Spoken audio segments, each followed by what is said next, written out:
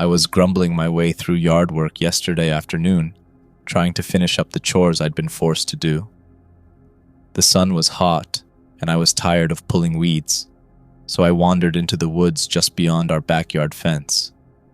It was a part of our property I never really went to, but something I couldn't explain just told me to go in. I noticed a small patch of dirt that looked oddly loose. Out of curiosity, I started to dig with a stick. A few inches down, I hit something hard. It was an iPhone. I brushed the dirt off the screen and powered it up. The phone was unlocked, and when it connected to our Wi-Fi, it began downloading a series of audio recordings from an iCloud account. Recording 1, May 25, 2019, at 10:31 a.m. Young man, later identified as Ryan. Well, my second year of college flew by. Once again, I overcommitted a bit and ended up having to back out of a few obligations. But I'm glad I stuck it out with the Cavalier Daily. They needed the help, and the reporting I did for them led me to attend all sorts of interesting events. It's remarkable how much goes on in an average week on campus that most of the university doesn't pay any attention to. Normally, only seniors get selected as editors. They get significant control over content, as well as a small salary. Melissa told me if I wanted to stand a chance at getting an editor position as a junior, I'd need to return from the summer with something to show for it. Write something about Roanoke, she'd said. We get new students from your area every year, but most people here hardly know anything about it. So, what can I write about my small hometown that will interest people on a campus 2 hours away? I suppose I could churn out a multi-page description of how it gets regularly mistaken for the other Roanoke, the one that colonists disappeared from in North Carolina. But I'm sure there's a better subject out there. I'll have to come up with an idea soon if I'm going to have time to produce something good. Whatever I do, I'll record my progress and any interviews on my phone like I'm doing now, and I can transcribe it all when I've gathered enough material. A friend of mine just started a true crime podcast. The format seems perfect for this kind of story, and it'll let me share my own process too. Recording 2, May 29th, 2019, at 11:30 p.m. Ryan, I have a lead. I went on a run by River's Edge this evening. When I came upon the abandoned railroad tracks by the bridge over the Roanoke River, I remembered those stories I grew up hearing. The stories differed in the details, but they all involved a ghostly train traveling through the city on a derelict Norfolk Southern line. I did a little research. As it turns out, phantom train legends are quite common. Trains are still in regular use throughout the country, but they were obviously a more central form of passenger transportation in the past than they are now, nowhere more so than in a formerly prominent rail hub like Roanoke. People who mourn a loved one may imagine their ghost rising out of a grave. It's not too different from how, in the minds of those who miss the era they represent, long-retired steam locomotives pass over miles of abandoned moss-covered tracks. The legends differ, though, as to the train's destinations. Most of the time, the witnesses simply relate seeing a train pass mysteriously in the night in an area where the tracks are no longer in use, and that'll be the end of the story. On the rare occasion that one of these trains stops, some of the witnesses will go on board to investigate. It's a common story for the witness to see a loved one, step off, or be ushered off for not having a ticket, and learn the next day that the person they saw had died during the night, the implication being that the train ride consisted of their soul passing on into the next life. Other tales involve a train stuck in time reenacting a famous event, like the doomed souls heading into Nashville on every anniversary of the great train wreck of 1918, or a mourning train forever bringing the body of the assassinated President Lincoln to grieving citizens between Washington, D.C. and Springfield, Illinois. What's remarkable, though, is that despite the dozens of renditions of the local legend I heard growing up in Roanoke, I can't find any mention of our own phantom train story online today.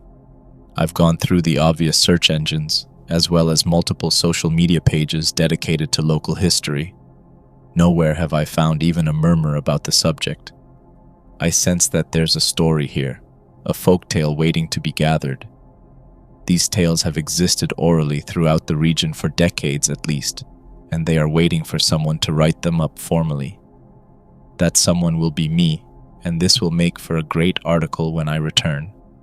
One that condenses rumors into a coherent piece while also touching on Roanoke's past and present as a railroad town. Unrelatedly, I met a sweet girl while working at the Grand Inn. Jennifer's a year older than me and lives in Raleigh Court. When we finished our shifts, she joined me in the back of the theater to catch the second half of Brightburn. It wasn't quite a date, but I did agree to hang out with her and a few of her friends next weekend. Something tells me it's an audition for her friend's approval. If I do well enough, maybe I'll get a date with her after that. I'm keeping my fingers crossed. Recording 3, June 3rd, 2019, at 9:55 a.m. Ryan. I am currently approaching the Roanoke City Historical Society to ask a few questions about local ghost train lore.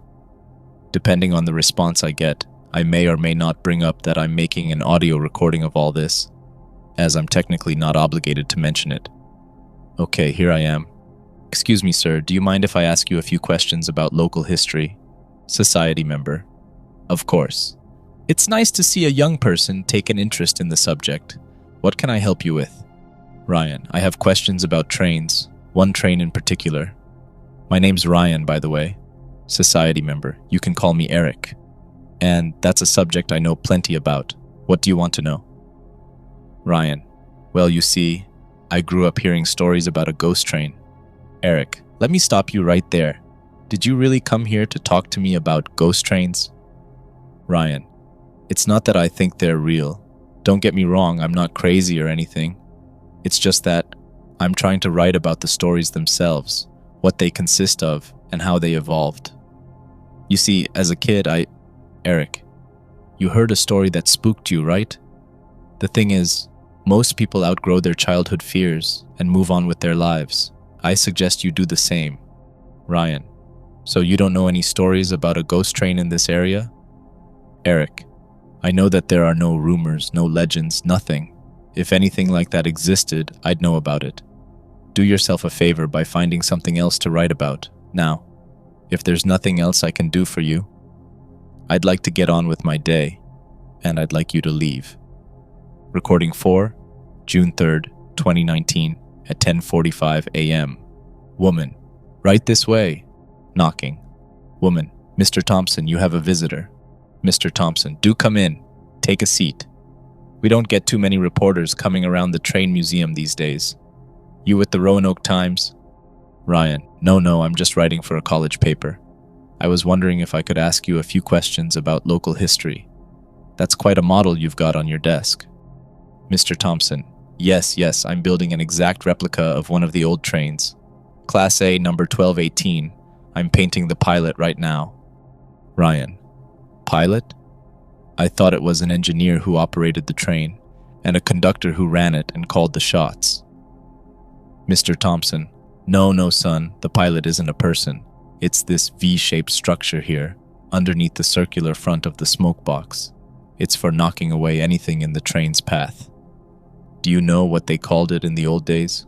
Ryan, no. Mr. Thompson, a cow catcher. I assume you can guess why. Now, even the dumbest cow is bright enough to try to get out of the way of a moving train, but sometimes they'd get stuck on the tracks. Now, what in particular are you wondering about? Ryan, the history of the railroads in Roanoke. It's hard to imagine what the city was like as a major hub, the sound of the steam engines constantly at work. I was hoping you could tell me about the engineers, the people who ran the trains. What was their world like, Mr. Thompson? Yes. The railroad was the lifeblood of this city. You had your engineers, your firemen, your conductors, your brakemen. It was a close-knit group. The engineers, they were the kings, the ones with their hands on the throttle. There's nothing like it, that power. You feel the whole train rumbling underneath you, 1,000 tons of steel and fire, and you're the one in control. You see the country pass by from a perspective no one else gets. It was like that for the others, too. They all had their own distinct identities and experiences. Ryan, what about the abandoned tracks? You can still find them out in the woods, covered in moss. Why do some lines get left to rot like that? Mr. Thompson. Progress, son. She moves on. Once upon a time, you couldn't imagine a world without the rail, but then came the trucks and the highways. It's a shame. It's like the world just decided to forget a part of its own body. A lot of people hated to see it go. A lot of people still miss it. Ryan, I can see why. It's a rich history. Do you get a lot of people asking about the old legends, the folklore that cropped up around the railroads? Mr. Thompson, if that's what you're looking for, you've come to the right place. We've got plenty of stories. The old-timers used to say the ghost of a conductor, one who never punched a ticket, would ride the last passenger car of every train. But that's just a harmless tale, a bit of fun. What kind of story are you hoping to find? Ryan. Well, it's a bit more specific. I grew up hearing about a ghost train, one that's still supposed to appear every now and then on some of the old abandoned tracks nearby. A long pause. The soft scraping of Mr. Thompson's brush against the model stops. Mr. Thompson, you're talking about the Kilpatrick train. Ryan. Yes, that's it. My sister and I were taught a little about it in school, but I can't find anything online. I was hoping you could tell me more about the story. Mr. Thompson, in a quieter voice. Son, there's a reason you can't find anything online.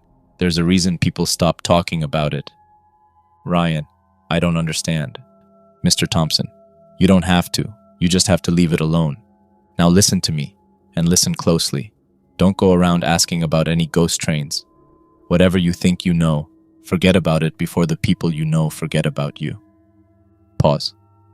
Mr. Thompson, Nancy, please escort this young man out of my office. Recording 5, June 3rd, 2019, at 3:15 p.m. Ryan, excuse me, ma'am. Do you mind if I ask your daughter something? Woman, what about? Ryan, does your daughter attend the school down the street?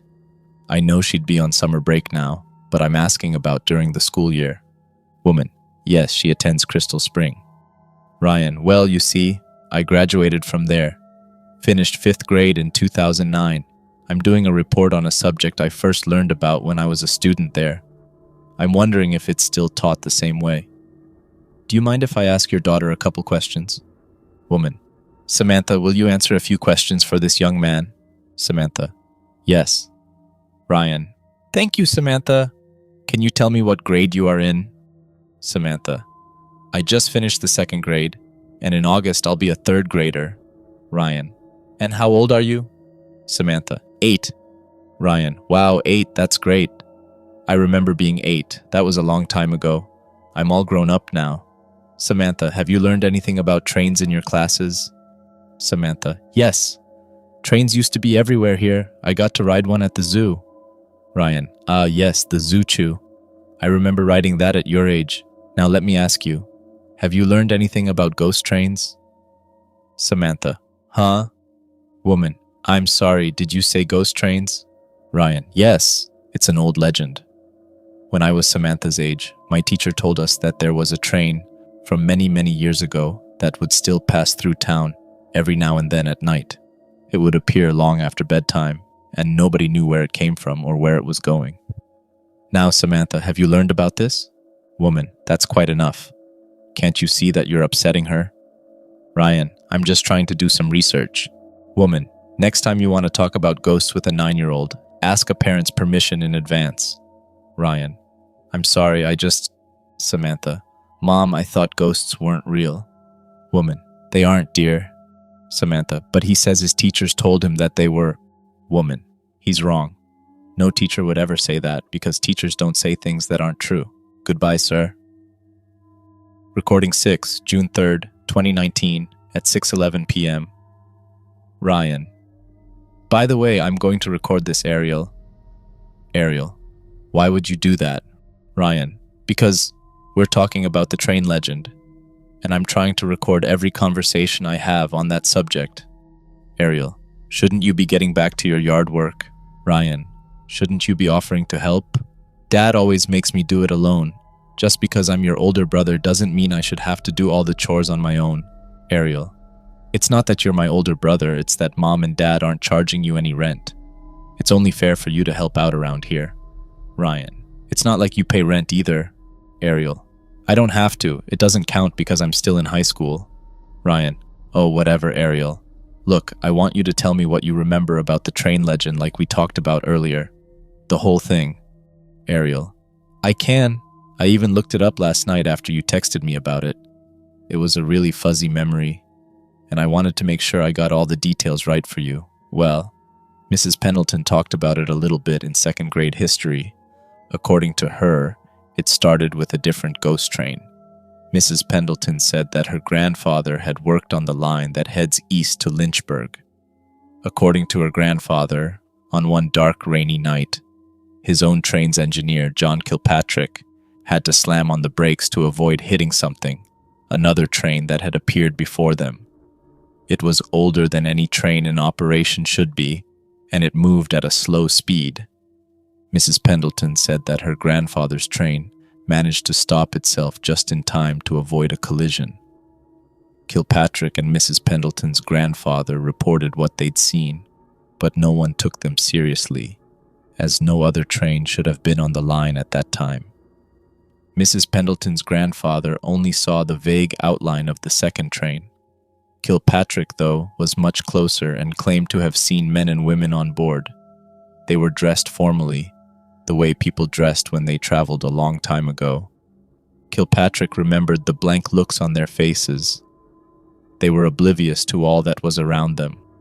Once Kilpatrick got his own train moving again, neither he nor Mrs. Pendleton's grandfather saw any trace of the second train again. Kilpatrick did some research after that. He learned that, in 1889, there had been an accident in Thaxton, a little west of Bedford, close to where they'd spotted the second train. A heavy storm had disrupted the tracks, causing a passenger car to crash. Nearly 20 people died, and many more were hurt. Mrs. Pendleton's grandfather truly believed he'd seen a ghost train. It spooked him. But he moved on with his life. Kilpatrick, though, was never the same. He spent years obsessing over it, particularly the way he'd seen so many people unknowingly heading to their own deaths.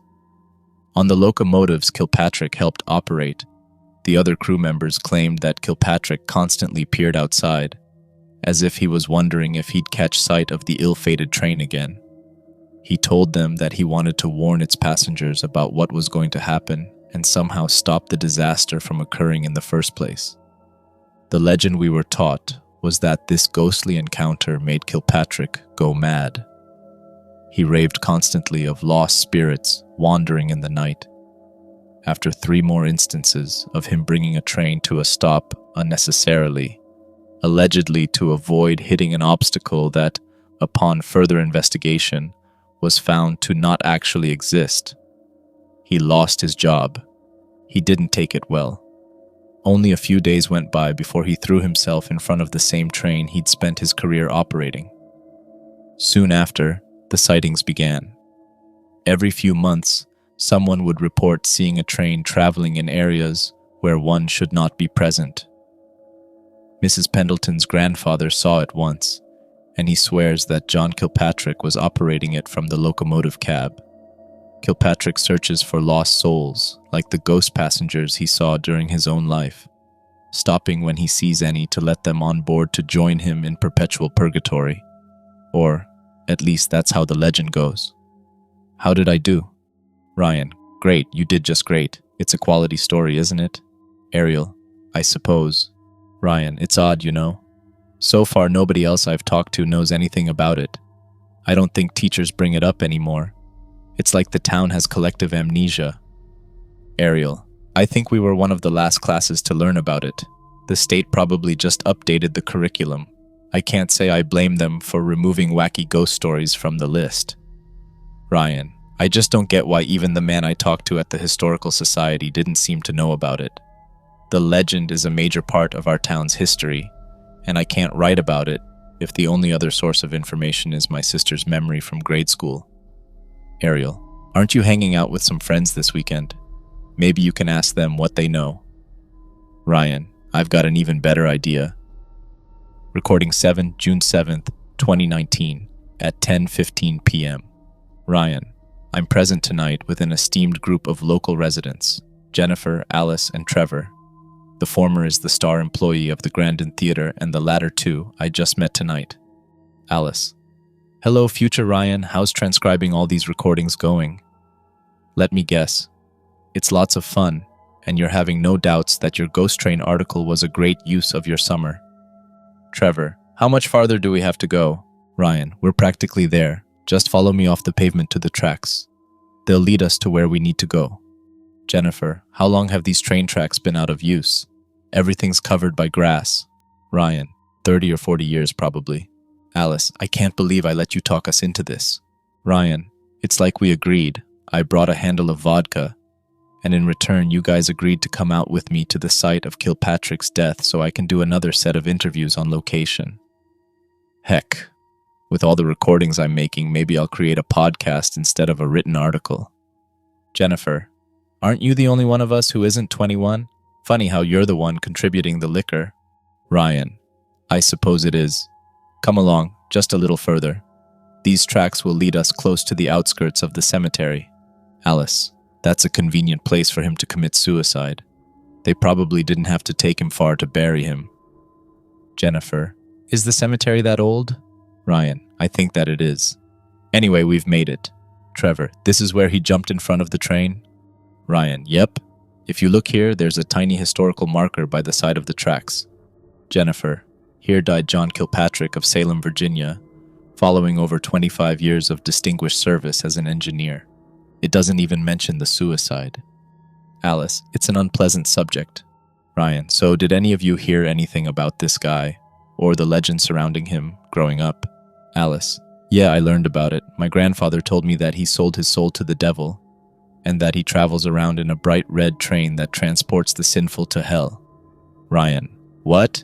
I've never heard that. Plus, everyone I talked to said it was a standard-looking black train, just like the ones he operated during life. Trevor.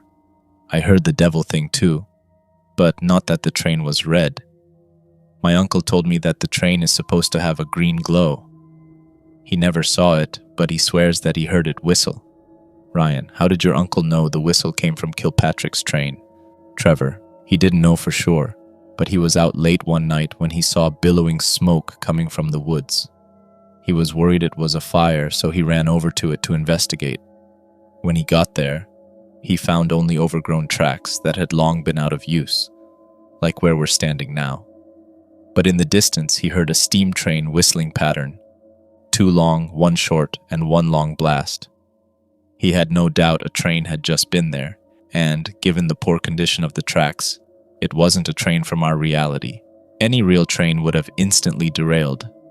Jennifer. I learned a little about it in school. The teacher didn't tell us anything about a deal with the devil, or about it being red or green. What she said more or less matches what Ryan's been telling us. She did mention that people could sometimes hear it whistling in the night. Light whistle sound repeats. Ryan. Do you all hear that? Jennifer. Hear what? Trevor. Ryan's just messing with us. Ryan. Yes, I gotcha. But what do you say we sit here for a moment and just listen? Trevor. I don't know about that. In school, I was shown some PSA video about people being run over after lying down on a track they wrongly thought was out of use. Ryan. I think we're safe. I'll turn this thing off, and we can enjoy the moment while looking out for any spooky ghost trains.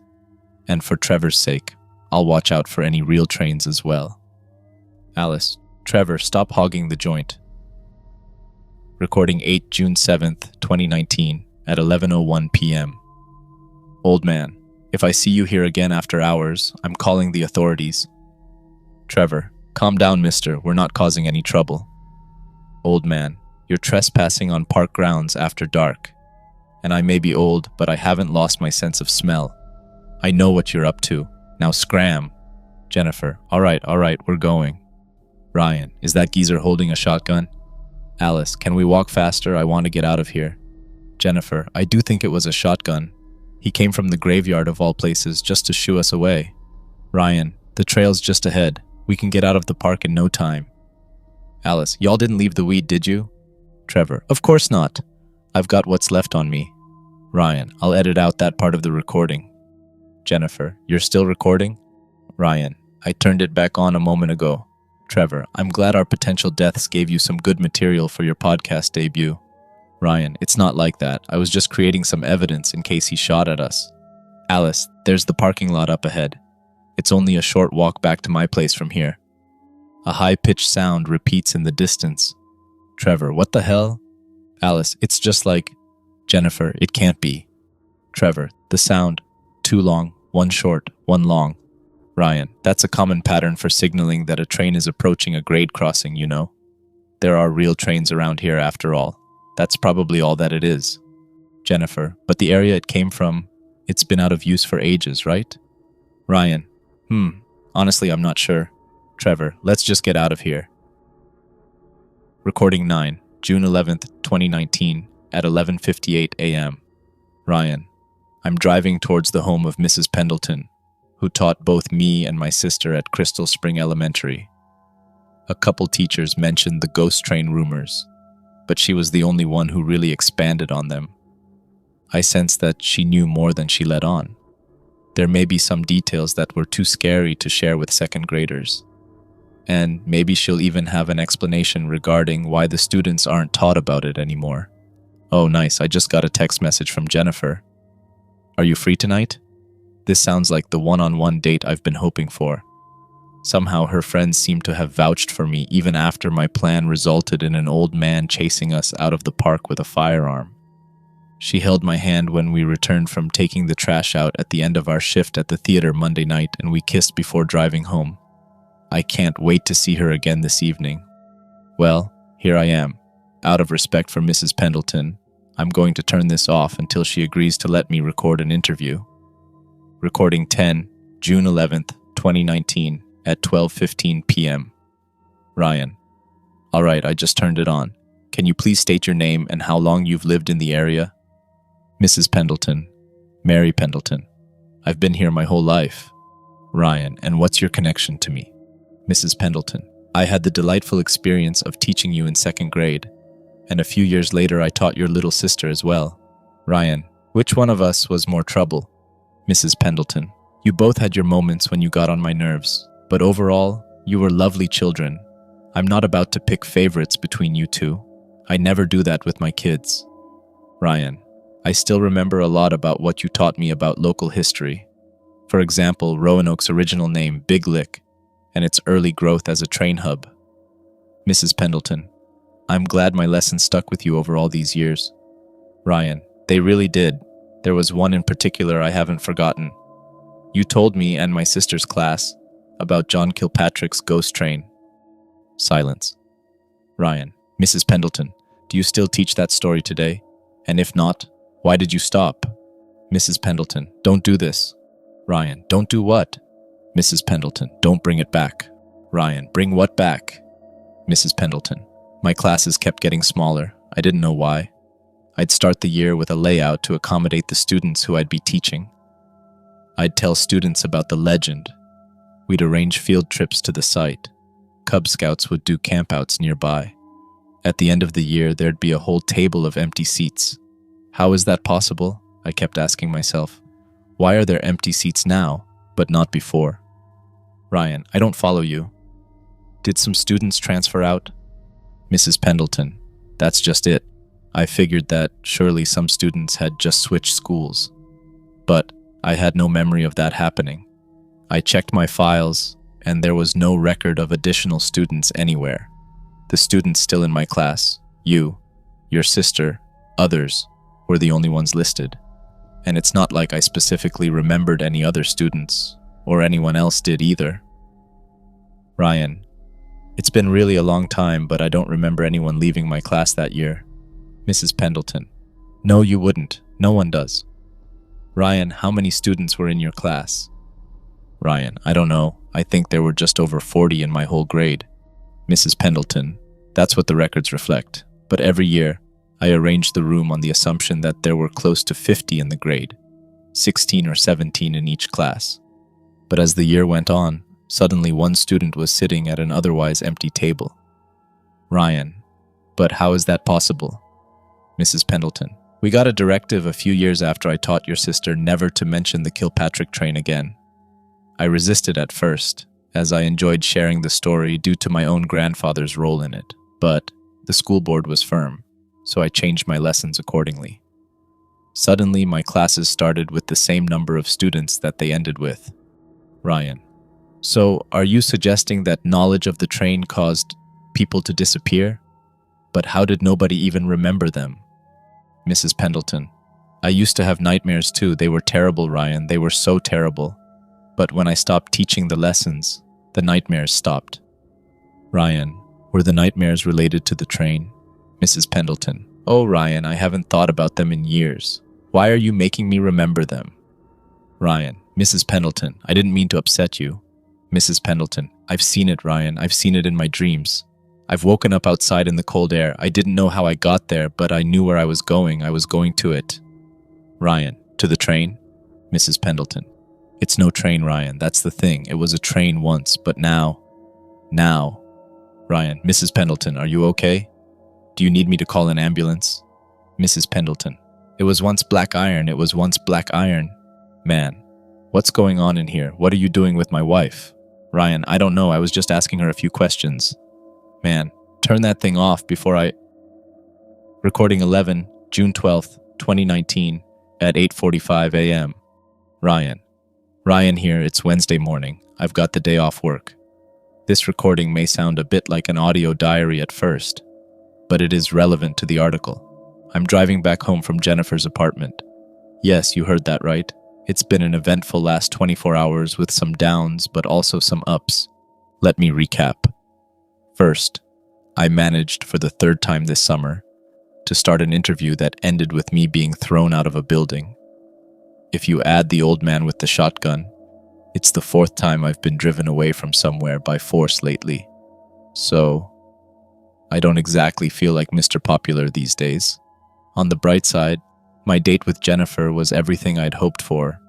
We only made it 10 minutes into the rom-com we were watching together before we started making out, and then, I guess I'm the only one who'll ever listen to this, but I'll spare the details all the same. Hopefully Ariel won't be too awkward about things when I get home. Heck, maybe she'll high-five me. She's the one who keeps saying I need a girlfriend after all. Is that what Jennifer and I are now? I may have that conversation with her the next time we're alone together. Or maybe I should wait a little longer. She knows I have to return to school at the end of the summer. Maybe I shouldn't even address that subject at all. Anyway, now for the gloomier stuff. I think my conversation with Mrs. Pendleton got to me. It sure escalated quickly. 1 minute she was as composed as ever. The next she was sweating, crying, and bright red in the face. By the time I left, she had her head down and was yelling in anguish. I somehow feel responsible for what happened to her. But I can't be, right? I'm concerned that she has some buried mental condition that I triggered. But how could I have known that bringing up the legend of the ghost train would do that? Her emotional disintegration struck at my subconscious. That's my working theory, at least, for the terrible dream I had last night. I was standing at the site of Kilpatrick's suicide, but it wasn't located amidst dense woods like it is now. Instead, it was by a proper train platform. It was early morning and the sun had yet to rise. Several people stood with me, presumably waiting for the train to arrive. In the distance, an eerie green glow approached through thick fog. A sickening feeling took hold of me. I knew that I didn't want to be on the platform when the source of the glow arrived. I wanted to leave. But when I tried to go, the other people grabbed me and held me in place. So I waited, helplessly. As the locomotive emerged from the gloom, it looked different from what I expected. It was a murky black-red hue, and its iron structure was deformed and misshapen. The upper half of a face, its skin stretched and strained, covered the front of the engine smoke box. The screeching of the train's brakes emerged as a scream from a gaping mouth that extended across the pilot. I felt weightless, and then slowly realized that I was in pain. Jennifer woke me from where I'd fallen.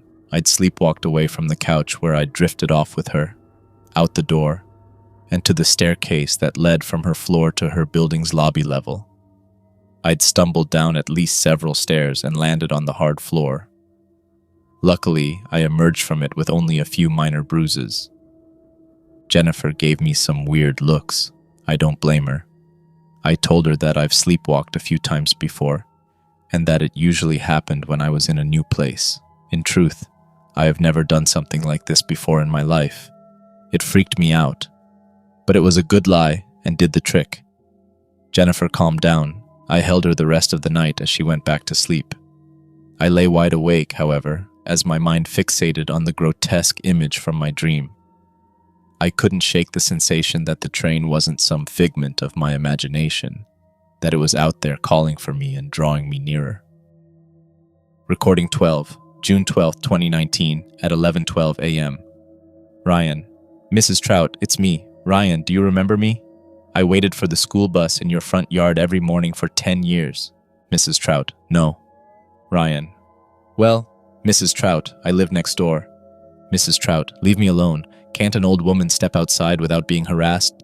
Ryan, look, Mrs. Trout, I was just wondering if you could answer a question of mine. You knew a lot of people who worked on the old railroads, and I was wondering if you heard any stories from them about the Kilpatrick ghost train. Mrs. Trout, you cut that out right now, you hear me? Ryan, I was just wondering. Mrs. Trout, no more of that crap. No more, I tell you. Next thing you know, you're gonna rope me, or someone you care about, into what's coming to you. Drop this, now, if you care about the people around you. Recording 13 June 12, 2019, at 1:08 p.m. Baby cries in the background. Woman, Isabel dear, please quiet down. Ryan, if you need to take care of your baby, I can wait, or I can come back later. Woman, oh, don't worry. Isabel will get over it. What do you want to ask me about? Ryan, about some local legends. Am I correct that your grandfather worked on the railroads? Woman, yeah, that's right. Granddad loved telling me stories about his decades as a conductor. Ryan, did he know John Kilpatrick? Baby continues crying. Woman, hush already, Isabel. Dear Lord, what's wrong with her? Ryan, I really can wait if you need some time with Isabel. Baby cries louder. Woman, shut the fuck up. Baby continues crying. Ryan, maybe another time? I think I'll be going. Woman, not so fast. I heard your question. I just needed a moment to process it. Isabel, shut up already. Ryan, miss, I think Isabel. Woman, you're here about the ghost train, aren't you? You want to bring those nightmares back? Ryan, no, I don't know what you're talking about. Woman, you're with him, aren't you? Trying to fetch me to bring me to it? Well, I'm not going. I'm not letting you invade my mind again either. Ryan, ma'am, what are you doing with that knife? Woman screams. Ryan, Jesus, oh God! Baby continues crying. Recording 14, June 12, 2019, at 4:50 p.m. This is Ryan. The police have finally let me go. Early this afternoon, Margaret Potter killed herself, twisted a long kitchen knife across her neck. I'm lucky the police believed my story. There was blood all over my face when they arrived. I can't stop thinking about what happened. At least poor Isabel is in the care of her uncle now. I need to let this go. I was stubborn, and I ignored all the signs. Who needs a stupid journal position a year early anyway? Some things are best left forgotten. Recording 15, June 13th, 2019, at 6:46 p.m. I want to go back to the night before last, when I went to sleep next to Jennifer on the couch, before the first nightmare. It's hard to count how many nightmares there have been now. 2 in dreams, and more in reality. When I got home, I walked past my concerned sister and parents, and went straight to the bathroom, where I stripped and showered and scrubbed every drop of Margaret Potter's blood off my body. I thought I was clean, but when I opened the shower curtain, the reflection in the mirror for a moment displayed the stretched face of detached skin that covered the front of the train in my dreams, and blood oozed down from its eyes. I grabbed a towel and hurried out of the room. I locked the door to my room, dried myself off, and buried myself in sheets. I heard knocks and yelled that I would be fine in the morning, but that I needed to rest. I slept, but I didn't rest. In my dreams, I found myself back at the platform. In my hand were 2 tickets. The first said, single ride 11:59 p.m., June 13th, 2019. It was still the 12th at the time. It meant I had until tonight before it left. The second said, round trip 11:59 p.m., June 14th, 2019. A pale man waiting to my left saw me examining it. He had a top hat and a thick mustache. "I see you've got yourself a round trip in 2 nights," he said. "The funny thing about a circle is that it never ends." The train approached through the thick fog. It whistled 4 times. Long, long, short, long. Its outline slowly moved closer. Its screech throbbed through my head. To my right, images from my memories unfolded. I watched Jennifer take my hand behind the theater. I watched our kiss and the smiles that followed. I watched us hike out with her friends, flee the man with the shotgun, cuddle up on her couch, and spend the night that followed together. I tried to move, to ask them for help, but my feet were frozen in place as the train came to a stop. A thick layer of fog obscured all but the green glow that surrounded it, and the demented face that covered the front of the locomotive. "This ride's not for you," said the pale man. "Not all of you, at least." He politely tipped his hat and approached the train. He disappeared into the mist. I remained immobilized as I watched an image of myself and Jennifer, their hands clasped together, cross from my memories onto the platform, where they followed the pale man's path until the dense gray vapor consumed them. "All aboard!" yelled a voice. I heard the thuds of shutting doors, followed by the train starting up again. I awoke at the edge of the park. It took me nearly an hour to make it back to my house. I found the window to my bedroom wide open. How could I have done all of this while asleep? It wasn't possible. When I crawled back in bed, it was nearly 4 a.m. I awoke only a few minutes before my shift began. I threw on some clothes and headed to the theater. All I wanted was to be with Jennifer again. I could tell her about all I'd been through once the morning set of screenings began and the crowd died down. She'd hug me and support me, and I'd feel better. Instead, when I arrived, she gave me nothing more than a half-hearted smile as she ran the popcorn machine. When business died down, I asked her if she was okay. She shrugged and said she thought she was fine. "Jennifer," I told her, "I don't understand what's going on with me. I feel like I'm losing my mind. It made me really happy to be with you the other night." A sour expression spread over her face. She told me she didn't know what I was talking about. After a few minutes, I realized that she had no memory of us going on a date, me taking her out to the park with her friends, or even us holding hands and kissing behind the theater. She told me to see a doctor and proceeded to avoid me. Something tells me this isn't simply ghosting me, as it's typically called. She seemed so serious, so genuine in her conviction that none of what I told her really happened. But I have proof. I have my recordings, including the recordings of her when we went out to the park. I wish I'd thought of that at the time. But I suppose the terrifying dreams, the sleepwalking, and Miss Potter's suicide shook me up too much already to think rationally. Jennifer forgetting about the time we spent together was just too much. I abandoned my shift, stormed out of work, and went home. My boss has called me 3 times, but I haven't answered. I'm all out of ideas. Something terrible is happening to me, and I don't know what to do. Should I go back to Jennifer? Should I leave town? I can't shake the feeling that if I don't find a way to stop what's happening to me, my disappearance will end up a part of the local folklore. Recording 16, June 13th, 2019, at 9:04 p.m. I don't deserve a sister as caring as Ariel. She could tell that I was upset and insisted on spending time with me to make me feel better. She didn't pry when I told her that I didn't want to talk. I don't want to drag her into this any more than I have already. Same goes for anyone else I've interviewed over the last few weeks. I started to relax after we turned on the television. For a few minutes, I managed not to think of the tickets or the sense of impending doom I'd felt about whatever will happen at 11:59 p.m. tonight. Towards the end of the show we were watching, the images started to scramble. When I complained about it, Ariel looked at me blankly. She flipped the channel to some competition show. Contestants sang on a stage. At first, the stage was clear, but as the show progressed, crimson puddles formed on it. The puddles grew in size and depth until the contestants, who took no notice, waded in knee-deep pools as they performed. Is this some kind of Halloween-themed special? I asked, even as I realized how little sense that made. Huh? Said Ariel.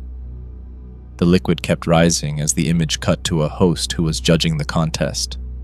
Blood poured rapidly from the elongated eyes and stretched mouth of his massive and deformed face, feeding the red pool that now flooded the set. I freaked out. Ariel tried to calm me and asked me if I needed to go to a hospital. When I looked back at the television, it displayed nothing other than a mundane singing show with no deformed faces or contestants caked in blood. I told her that I needed to go and sprang to my car. There's no point in trying to calm myself anymore. Something's happening to me, and I need to take action. I'm driving as I record this. I don't have much of a plan, only a hunch. There's one person I can think of who may have answers. If my instincts are correct, he may be the only one who can help me. Recording 17, June 13th, 2019, at 9:55 p.m. Loud car horn beeps, train whistles. Ryan shouting, "What's your problem?" Loud car horn repeats. Ryan shouting, "I can't go now. There's a train passing ahead for Christ's sake." Man shouting, "Christ's got nothing to do with what's coming for you. A baptism of blood's heading your way. Your rebirth won't be as a child of God." Car horn continues beeping. Ryan, the fuck is wrong with this guy? Finally, the train's about through. I'm going to pull over and let this asshole pass me. Car engine starts. Man, passing. "Baptism of blood's coming your way." Ryan shouting, "Fuck off, you fundamentalist freak." Recording 18, June 13th, 2019, at 10:25 p.m. Knocks. Ryan, hello, I know you're in there. Knocks continue. Old man, come on in. Door opens. Ryan, look sir, I'm so sorry to bother you, it's just... Old man, you've been seeing it in your dreams, haven't you? And you've got a train ticket for tonight. Ryan, yes, how did you... Old man, I've seen it before, too many times. Name's Charles, by the way. Hold still. Camera shutter sound. Ryan, Jesus, what was that for? I can't see anything. Charles, you'll be fine in a moment. I know the flash on my old camera is a bit harsh. Ryan, look, I have so many questions. Charles, sit down and relax a bit. I'll make some tea. Ryan, it's hard to relax when I have... Charles, about an hour and a half, right? Ryan, right. Water pours. Charles, I see you eyeing my shotgun. Don't worry, I don't even own any shells. It's just for show. Ryan, it scared the hell out of me and my friends the other night. Charles, I thought you might have been one of them, but I wasn't sure. My eyesight isn't what it used to be. Ryan, what's it like living on cemetery grounds? Surely you're not required to be here. Charles, my family's cared for this graveyard since it was first established. The city gave us the deed for this patch of land within it. We could have given it up ages ago, but we've always preferred to live on the property we care for. It also helps me with another duty, one that concerns you. Ryan, I had a feeling you knew something about all this, about Kilpatrick's phantom train. It was just a hunch, but I had no other leads. You weren't just chasing me and my friends away because we were out late in the park, were you? Charles, no. My house overlooks the site of Kilpatrick's suicide. His train, phantom train as you call it, stops there, and kids like you chasing after ghost stories will often be there for him to pick up. It happened much more in the past than it does these days, but I still keep a lookout. If it weren't for me, you'd be there on the train at this very moment, and you wouldn't be getting off anytime soon. Ryan, you said it used to happen more in the past. Why is that? Charles, Kilpatrick's phantom train had a hold on this city for decades. Eventually it left a mark so black that it was impossible not to notice. I led an effort to stop teaching about it, stop talking about it, stop sharing information about it. Dozens and dozens of people used to go missing. That number is much smaller now. Ryan, I haven't seen records of that many missing persons. Charles, you wouldn't have. Kilpatrick's train doesn't just lure victims from this world into the next. It takes the memories of the victims with it. It sucks everything out of this world about them.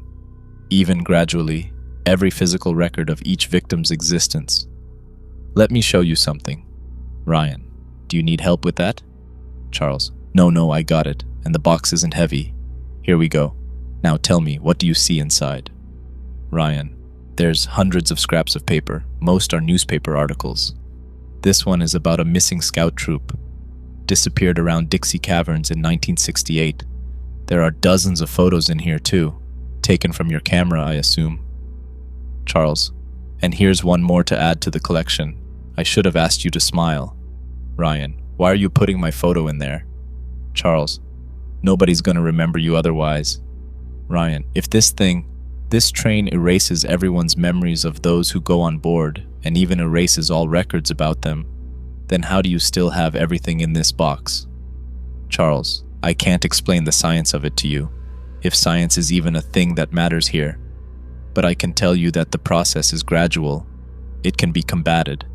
I cherish this box. I go through it every morning and every night. That hampers the erasure, at least for a while. It once had even more pictures and articles. I used to know every name in here, but by looking through it every day, I can keep some memory of these people alive. It may not do the victims any good, but it's something, and I think it matters. Boiling water hisses. Charles, I'll let that steep for a minute. You see, I didn't always live here alone. The train got my son. I recite everything I know about him every morning and every evening.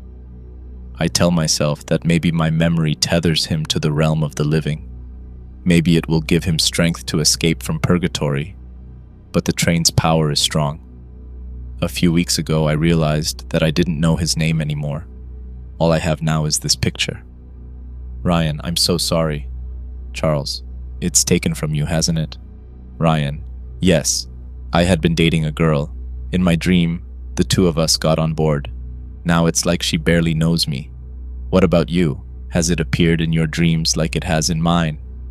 Charles, for a while, I'd see it. The train would always be obscured by something, like fog or a tree line. But I'd sense it approaching where I waited at a platform, and I'd wake up with it closer to me every night. One day I drove 5 hours south and went to sleep in a hotel in North Carolina. When I woke up, I was in grass in the park, not 3 yards from the site of Kilpatrick's suicide. I called the hotel and my car was still in its lot. I don't know how it was possible. I don't think you can run away from it. Eventually, I taught myself to have dreamless sleep. It kept it at bay. Over time, I think it lost interest in me. Ryan, can you help me? I can go a few days without sleeping. Maybe I can learn the same thing you learned. Charles, maybe. I can try to help you. I don't know if you can learn it that fast, but we can fight it together. Ryan, I can't believe I got myself into all this trouble. All for a stupid article. Charles, article? Ryan, yeah. I've talked to people all over town about the train. You're the first to give me some answers. Charles, I see. I think the tea's ready. Let me add some milk to it. Ryan, it's terrifying to me that it erases people from existence. Your poor son. Charles, here you go. Ryan, it has a funny taste. Charles, don't worry, it's just a strong flavor. Ryan, how do you think Kilpatrick chooses whose dreams to haunt? Lots of people who used to know about the legend haven't disappeared. Charles, he goes after those who come to him, not just in a physical sense, but in their minds. The train feeds on a specific kind of curiosity. People who talk about the legend casually, he leaves them be usually. But there's something more to what you're doing. Ryan, excuse me, pause. Ryan taking a deep breath. So if I just lose interest and stop, then maybe he'd leave me alone. Charles, it's too late for that. The train knows you found it. You've looked into the abyss, and now the abyss is looking back at you. That's why I keep an eye out here. Kilpatrick uses the legend to draw people in, to pull them closer. And once they're close enough, their dreams become his hunting grounds. Ryan, I'm feeling, Charles, weak, dizzy. Several minutes pass without speaking. Crickets and scraping. Ryan, hey, Charles, what happened? Why are we on the old track? Charles, I hoped I could help you, but reporters don't keep secrets. I doubt it'll come after anyone just for reading something posted about it online. But the curious will come here to investigate for themselves. For their sakes, I can't let you go. Ryan, wait! I've already decided to stop. I've canceled the whole project. And I'll delete the recordings. Please, untie me. Charles, I'm sorry, but you have a train to catch. Departing footsteps. Recording 19, June 14th, 2019, at 7:08 a.m. Ryan, I don't know where to begin. I need to recount what I've been through. I don't know what good it will do, since I'm convinced that I need to erase every recording I've made. But I'm going to spell it all out anyway. I'm going to complete my research. I lost consciousness after Charles left me by the tracks. I awoke to find Mrs. Pendleton, of all people, undoing my bindings. She explained that she didn't know how she ended up there. You were given a ticket, weren't you? I asked. In your dream? Round trip. Her face looked pale. Let's get out of here. But it was too late. Figures surrounded and subdued us. You have a train to catch, young man, said the pale man from my dreams. Fog descended. Phosphorescent green approached from the distance. A whistle bellowed 4 times. I want to leave. Let me go, cried Mrs. Pendleton. A tear ran down my cheek as I realized that I was responsible for her fate. The face emerged. A familiar, chilling scream howled out of its elongated mouth as the train slowed. The mist faded after it stopped. It was once black iron, but it wasn't anymore. It was a blood train. Its structure consisted largely of human skin, flesh, and organs. Bone formed its pistons, valves, and coupling rods. Hundreds of skulls lined its walls. The pale man turned to me. I shuddered. His long face was gone. Behind his dangling tongue and beneath his veiny eyes dripped blood and mucus from where his nose and mouth should have been. I understood where his features had gone when he pointed to the stretched skin that covered the front of the train engine. He and the others dragged me and Mrs. Pendleton to an entrance to a train car. My heart beat rapidly. No, no, no, muttered my old teacher. I wanted so badly not to see what was behind the door. All at once, it swung open. A cascade of blood crashed upon us. Mrs. Pendleton screamed. I probably did the same. We would have been swept away but for the others holding us in place. There was so much of it, and it just kept pouring. I felt like the whole world had turned into a sea of red. Finally, the wave receded. The pale man pushed me and Mrs. Pendleton inside. Pink tissue lined the inner walls and ceiling. As we plodded through puddles of red, I noticed that the room contained seats, like it had once been a passenger car. Upon closer inspection, I realized that the seats were made of portions of rib cages melded together. Bits of flesh clung to the bones, one set of which connected to a torn neck and battered head that faintly pulsated and breathed. We crossed from this car to the next, moving towards the engine. To my surprise, the next car was dry and well kept. The blood that dripped off of me stained the white carpet as I walked, but the dozens of resigned, empty-looking passengers sitting around me did not seem to care. A uniformed man approached and asked for my ticket. At first, I was too dazed to respond. "Your ticket?" he repeated. "No ticket," I said. Maybe he would throw me off? The man sighed and removed a pad of paper. He flipped through it before reading from it. "Ryan Grove, single ride. You may sit anywhere on this car. Make sure to get off at the next stop." He left me alone after that. The train started up. I examined the other passenger. 6 children in scout uniforms sat together. A woman in a pinner apron and a mob cap leaned on a man in an old military uniform. Many of the passengers were missing limbs or chunks of their bodies. The door to our compartment from the next car opened, revealing a figure obscured by shadow. "This way." I froze. The other passengers slowly turned their faces towards me. I sensed anger at my hesitation. "Now," said the shadowy figure. We followed him until we reached the locomotive. The figure stayed just out of sight, but I discerned that he wore a thick coat, gloves, and a dirty cap. "Do you see how it fades?" he asked, motioning to a long gap in the metallic structure of the car's ceiling. With surprising deftness, he reached out a tattered arm of discolored, exposed bone. He grabbed Mrs. Pendleton and tore off a portion of the side of her chest with his bare hand. She screamed and collapsed as he smoothed her detached flesh over the gap. A green glow emanated from wherever the flesh met the train's metal. The flesh hardened and settled into place as it joined the train's structure. "That's enough from you for today," said the man. He turned to me while Mrs. Pendleton whimpered. You're him, aren't you?" I stuttered. "What do you want with me?" He didn't acknowledge me at first. Instead, faded memories flashed before me as translucent images of my infancy, my home, my family, my friends. With a flick of Kilpatrick's wrist, each image floated into the boiler, which lit up.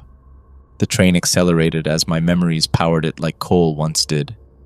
"I don't want to be here," I said. "There is a way out," said Kilpatrick. "I want you to think something over. I'll let you go and return all that I've taken if you publish the article. There are so many repairs that need to be done, after all." "No," I said. "If that's what you decide, then I'll see you tomorrow night," responded Kilpatrick. "We'll have so long to get to know each other." I woke up in my house. I was sweaty and dirty, and everything about my room was off. It was empty. No clothes, no pictures, nothing but the bed I lay in. I checked my pockets. My wallet was gone. I still had my phone, on its last bit of power, and the ticket from my dream. Round trip, 11:59 p.m., June 14th, 2019. Tonight. I remembered what the pale man said. The funny thing about a circle is that it never ends. I stepped into the hallway. My family's house felt foreign. Ariel, Mom, and Dad smiled together in pictures on the wall. I didn't belong there anymore. I'm in the backyard now. As soon as I finish this recording, I'm deleting everything on my phone and burying it in the woods. Hopefully it'll disappear soon, just like everything else I once owned. Just like I will tonight, all that will remain of me soon will be a photo in Charles' shoebox. It's probably best that way. I'm more than a little tempted to publish the article, but I've made up my mind. Maybe someday this will all stop.